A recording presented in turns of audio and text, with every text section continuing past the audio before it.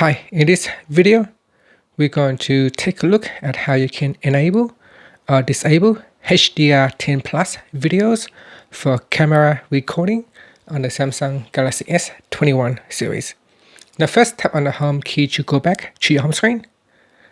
Next, we're going to tap on the camera app. Once the camera has launched, tap on the settings icon, and then in here we go down and tap on advanced recording options. Then tap on HDR10 Plus videos. Once this is switched on, then you can see high efficiency videos will automatically switch off. So you cannot have them both turn on at the same time.